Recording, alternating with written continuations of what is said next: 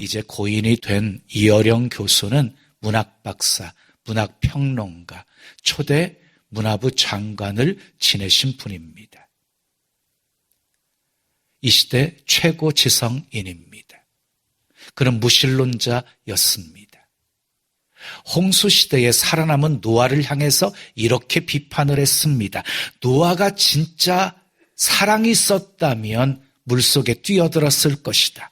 다시는 하나님을 위해 양을 잡아주지 말자. 이렇게 비판했던 사람이 세례를 받고 기독교인이 되었습니다. 예수님을 믿게 된 것은 사랑하는 딸의 불행 때문에 계기가 되었어요. 시집간 딸에게 시련이 닥친 것은 1992년 갑상선암 판정을 받은 뒤부터였습니다. 수술을 2번이나 받았는데 암이 재발했고 설상가상으로 유치원에 들어간 손자가 특수 자폐 아동으로 판명이 났습니다. 아이를 치료하기 위해서 딸이 하와이로 건너갔을 때 딸의 망막이 파열되어서 시력을 잃게 될 것이라는 망막 박리 판결을 받게 됩니다. 이어령 교수는 딸의 전화를 받고 급히 하와이로 갔지만 딸을 위해서 아무것도 해줄 수가 없었습니다. 그때 자신의 무력함을 절실하게 깨닫습니다. 딸이 하와이 원주민들이 예배드리는 그 작은 예배당에 가자고 했을 때 그는 거절하지 않았습니다. 함께 딸과 교회를 갔습니다. 교회에 들어간 이어령 교수는 자신도 모르게 교회 바닥에 무릎 꿇고 엎드려 기도를 드렸습니다. 매일매일 우리는 당신께서 내려주시는 기적 속에 삽니다. 당신께서 주신 그 기적을 딸에게서 거두어 가지 마옵소서. 만약 미나가 어제 본 것을 내일 볼 수 있고 오늘 본 내 얼굴을 내일 또 볼 수 있게 해주신다면 저의 남은 생을 주님께 바치겠나이다. 아주 작은 힘이지만 제가 가진 것이고라는 글을 쓰는 것과 말하는 천한 능력밖에 없사오니 그것이라도 좋으시다면 당신께 이루시고자 하는 일에 쓰실 수 있도록 바치겠나이다. 하나님께서 그의 기도를 들으셨습니다. 딸에게 기적을 보여주셨습니다. 딸의 시력이 회복되었습니다. 결국 이어령 교수는 땅의 질병을 통해서 하나님을 만나게 되었습니다. 사랑하는 여러분, 연약함을 고백하면 하나님이 도와주십니다. 사람들은 성경에 나오는 하나님께 쓰임받은 사람들은 뭔가 다를 거라고 생각해요. 그렇지 않습니다. 그들도 우리만큼 연약한 존재들입니다. 대표적인 인물이 아브람과 다윗이지요. 그들에게도 실수가 있었습니다. 그들에게도 연약함이 있었습니다. 모세를 보십시오. 반평생 그는 실패하는 인생을 살았어요. 자기 힘으로 이스라엘 민족을 구원하려고 하는 자만심이 가득해 있었어요. 근데 광야로 하나님께서 인도하셔서 미디안 광야에서 40년 동안 혹독한 훈련을 받고 난 후에 그들은 아무것도 할 수 없음을 처절하게 고백하게 되어지지요. 나는 잎이 뻣뻣하고 혀가 둔한 자입니다. 주여 보낼 만한 자를 보내소서. 이렇게 연약함을 고백했을 때 하나님께서 내가 너와 함께 하리라, 내가 행할 일을 가르치리라, 내가 하리라 말씀하시며 모세를 사용하십니다.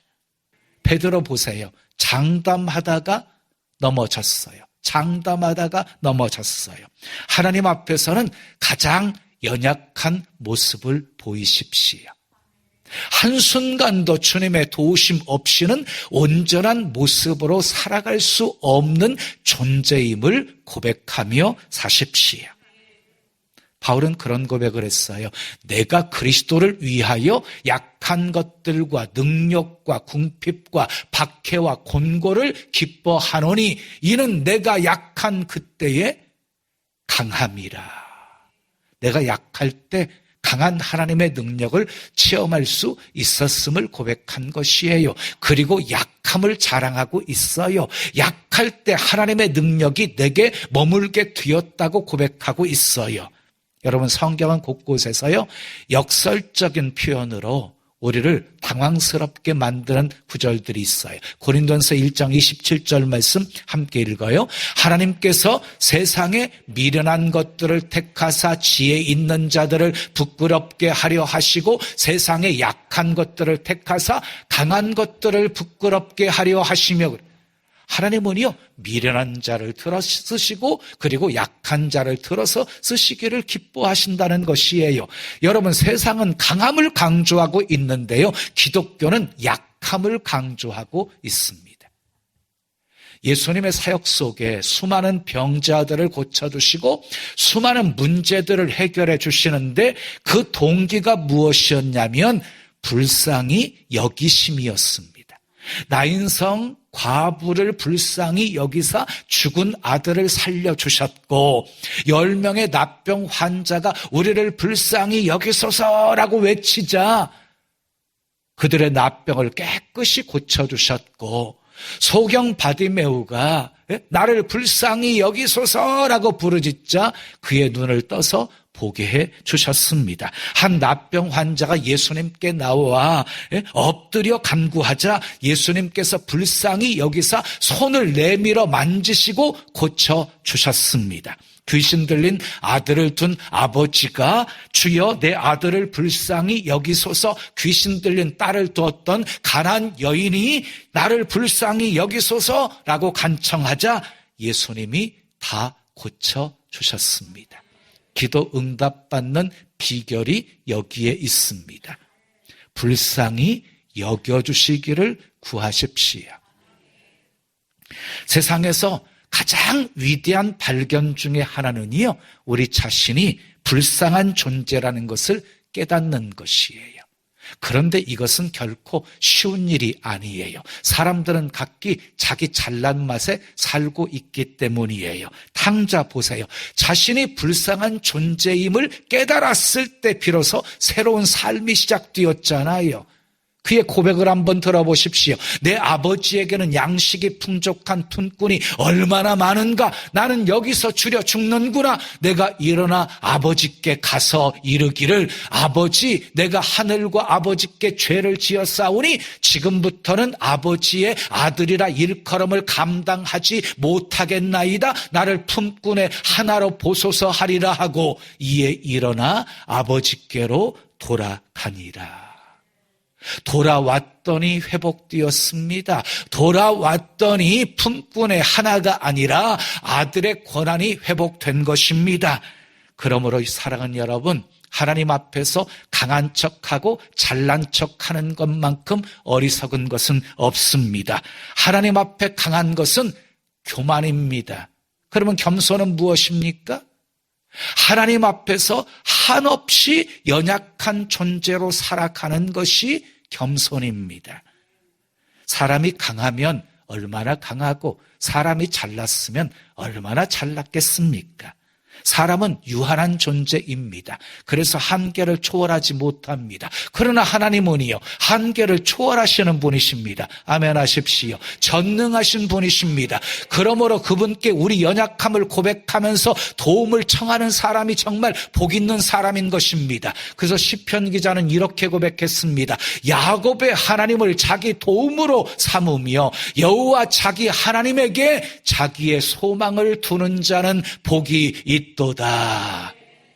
그런데 이 놀라운 비밀을요, 저는 목회 초기부터 깨달았어요. 얼마나 감사한지.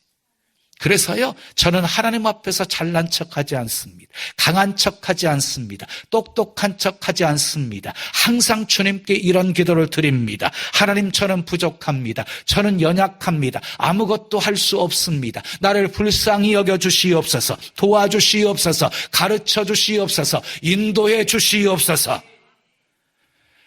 제가 목회 초기에 자주 불렀던 찬양이 있어요. 지금은 375장인데요. 우리 한번 같이 찬양 올려드릴까요? 나는 갈 길 모르니 주여 인도하소서.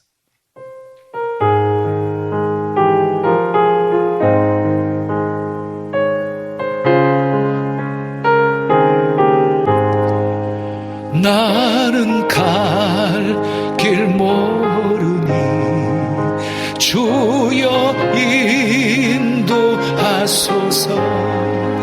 어디 가야 좋을지 나를 인도하소서. 어디 가야 좋을지 나를 인도하소서. 아무것도 모르니 나를 가르치소서. 어찌해야 좋을지 나를 가르치소서. 어찌해야 좋을지 나를 가르치소서.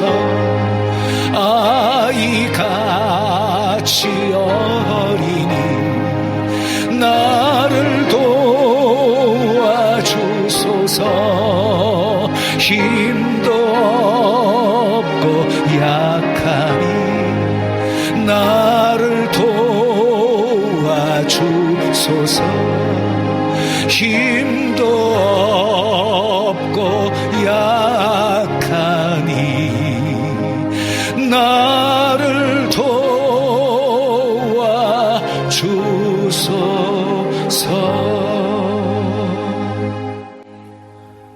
이 찬양이 저의 기도였습니다. 그랬더니 하나님이 정말 인도해 주셨고 가르쳐 주셨고 도와주셨습니다. 오늘 본문 시편 6편은 다윗의 참회 시입니다. 시편 중에 7편이 다윗의 참회 시예요. 하나님 앞에 심각한 범죄를 저지르고 하나님 앞에서 회개를 하는 과정을 노래로 표현한 것이에요. 다윗은 어린 시절 사무엘을 통해서 기름 부음을 받았어요. 골리앗을 때려 눕히고 이스라엘 민족을 구원했어요. 사울왕을 죽일 수 있는 2번의 기회가 주어졌는데 기름 부어 세워신 분이 하나님이시기 때문에 피하시는 분도 하나님이시다. 그래서 살려주었어요. 그랬던 다윗, 하나님의 마음에 합한 사람이 되어서 위대하게 쓰임받게 되어져요. 우리는 다윗 하면 위대한 왕 이렇게 생각하지요. 그런데 오늘 시편 6편을 보면은요 전혀 위대한 모습을 발견할 수가 없어요.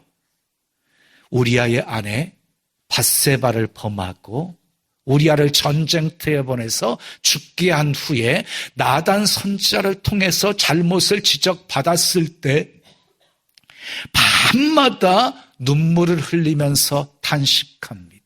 안타까워하면서 고통 속에 힘들어합니다. 본문 6절 말씀 읽어요.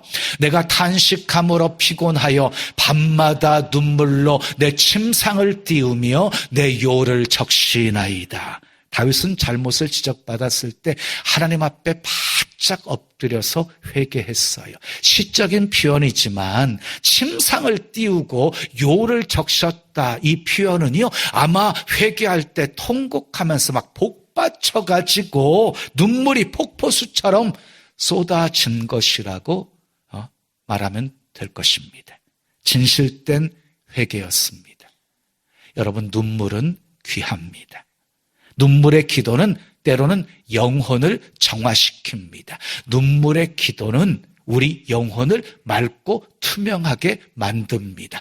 눈물의 기도는 영적 예민함을 갖게 만듭니다. 그러나 회개는 결코 쉬운 것이 아닙니다. 깨달음이 있어야 합니다. 본문 1절 말씀 읽어요. 시작.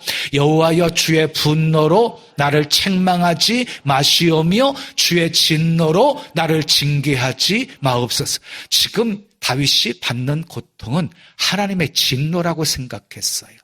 물론 모든 고통이 우리의 잘못 때문에 우리 죄 때문에 온 것이라고 생각한 것은 잘못이지만 그러나 고난을 하나님의 징계로 인정하면 소망이 생깁니다. 하나님은 아들을 징계함같이 징계하시는 하나님이십니다. 회개하고 돌이키면 용서해 주시는 분이십니다. 다윗은요, 가장 큰 두려움이 하나님께 범죄한 것으로 인해서 버림받는 것이었어요. 이게 다윗에게 가장 큰 두려움이었어요. 다윗은 죄책감으로 아주 극심한 고통을 겪게 됩니다. 다윗은 그 고통을 2절에서 보면 뼈가 떨린다고 표현하고 있고요. 3절에서 보면 영혼이 심히 떨린다고 표현하고 있어요. 여러분, 뼈가 떨린다, 영혼이 떨린다, 이 표현은요, 인생이 흔들리고 있고 몸과 마음이 극심한 고통 가운데 있다는 뜻입니다. 다윗은 그런 상황 속에서 하나님의 긍휼하심을 구합니다. 본문 2절 말씀 읽어요. 여호와여, 내가 수척하여 싸우니 내게 은혜를 베푸소서. 여호와여, 나의 뼈가 떨리오니 나를 고치소서. 자, 다윗의 기도를 보면 3가지였어요. 내게 은혜를 베푸소서, 나를 고치소서. 그리고 4절 말씀을 보면은요, 주의 사랑으로 나를 구원하소서. 3가지 기도였어요. 우리 다 같이 한번 따라 하시겠습니다. 내게 은혜를 베푸소서, 나를 고치소서, 나를 구원하소서. 다윗의 기도가 여러분의 기도가 되기를 축복합니다. 이어지는 7절 말씀 함께 읽어요. 시작. 내 눈이 근심으로 말미암아 쇠하며 내 모든 대적으로 말미암아 어두워졌나이다. 그래서 다윗이 범죄한 사실을 이용해서 다윗을 공격하는 사람들이 있었어요. 다윗을 대적하는 사람들이 있었어요. 쉽게 말하면 그 사람들에게 책을 잡히게 되어진 것이에요. 이럴 때 우리가 흔히 범하는 실수가 있어요. 나의 약점을 알고 있는 사람과 타협하려고 하는 거예요. 그러면 이건 자살 행위가 되어지는 거예요. 다윗은 타협하지 않았어요. 솔직하게 하나님 앞에 엎드려서 자복하면서 고백합니다. 대적으로 말미암아 내 눈이 근심으로 쇠하였고 대적으로 말미암아 내 눈이 어두워졌나이다 라고 대적들을 하나님께 고발하며 기도합니다. 그리고 이렇게 외칩니다. 8절에서 10절 말씀 함께 읽어요. 악을 행하는 너희는 다 나를 떠나라. 여호와께서 내 울음소리를 들으셨도다. 여호와께서 내 간구를 들으셨으며 여호와께서 내 기도를 받으시리로다. 내 모든 원수들이 부끄러움을 당하고 심히 떨미어 갑자기 부끄러워 물러가리로다. 다윗은 기도에 어떤 결론이 있을지를 알고 있었습니다. 하나님께서 자기의 죄를 용서해 주실 뿐만이 아니라 여호와께서 내 기도를 들어주시고 승리케 하실 것을 믿고 응답을 확신하며 승리를 선포하고 있습니다. 여호와께서 내 울음소리를 들으셨도다. 여호와께서 내 간구를 들으셨도다. 여호와께서 내 기도를 받으셨도다. 내 모든 원수들이 부끄러워하며 물러가리로다. 이것이 다윗의 위대함입니다. 이것이 다윗의 믿음이었습니다. 어떻게 되었습니까? 하나님께서 은혜를 베풀어 주셨습니다. 고쳐 주셨습니다. 구원해 주셨습니다. 원수들 다 물리쳐 주셨습니다. 오늘 본문을 통해서 우리가 확인할 수 있는 것이 있어요. 다윗도 우리와 같은 연약한 존재였다는 것입니다. 그런데 연약한 다윗이 강하게 된 비결은 날마다 하나님을 불렀고 하나님을 찾았고 그리고 연약함을 고백하면서 하나님 앞에서 울었다는 것입니다. 시편 6편 1절에서 4절을 보면은요, 다윗은 계속해서 여호와를 부르고 있습니다. 여호와를. 1절에서도 여호와여, 2절에서도 여호와여, 3절에서도 여호와여, 4절에서도 여호와여 4번이나 부르고 있습니다. 이것이 다윗이 승리한 비결이었습니다.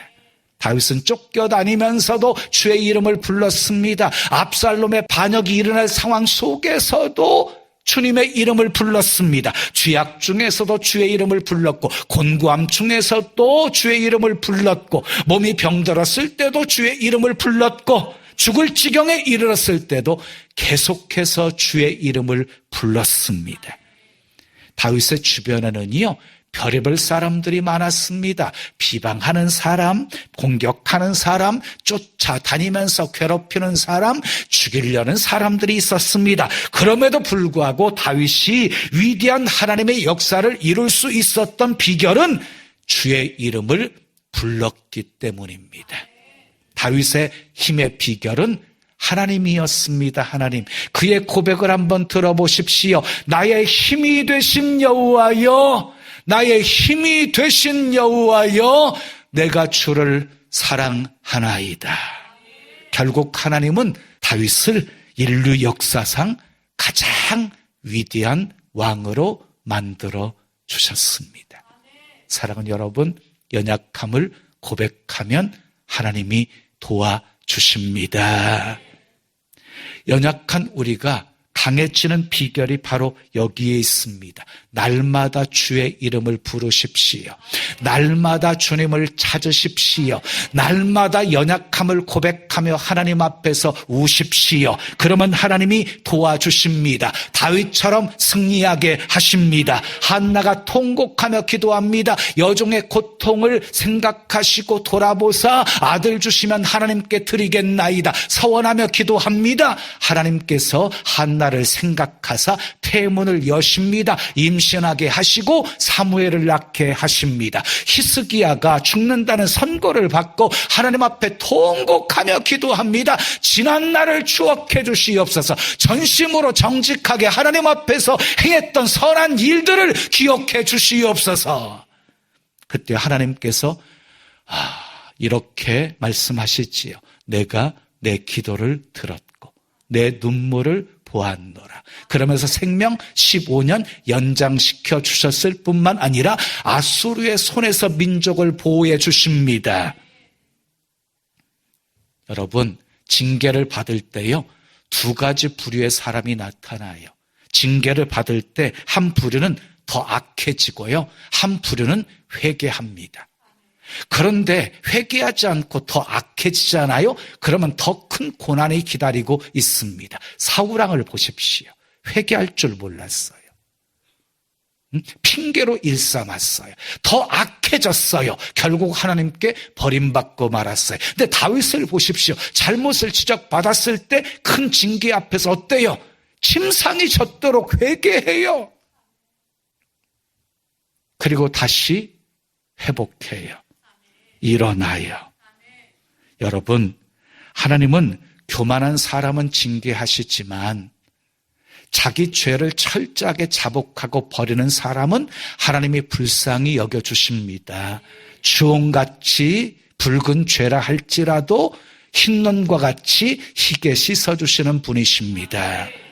사랑하는 여러분, 뼈가 떨리는 경험을 해보셨습니까? 영혼이 떨리는 경험을 해보셨습니까? 요를 적실 만큼 울어보셨습니까? 힘들어도 아파도 망해도 답답해도 다윗처럼 여호와의 이름을 부르십시오. 주의 이름을 부르십시오. 여호와여 내게 은혜를 베푸소서. 여호와여 나를 고치소서. 나를 구원하소서. 연약함을 고백하면서 기도하십시오. 연약함을 고백하면서 하나님 앞에서 우십시오. 연약함을 고백하면 도와주십니다. 하나님께서 여러분들의 울음소리를 들으시고 기도소리를 들으시고 원수들을 물리쳐 주시고 승리하게 하셔서 바울처럼 약함을 자랑하며 사시기를 예수님의 이름으로 축원합니다.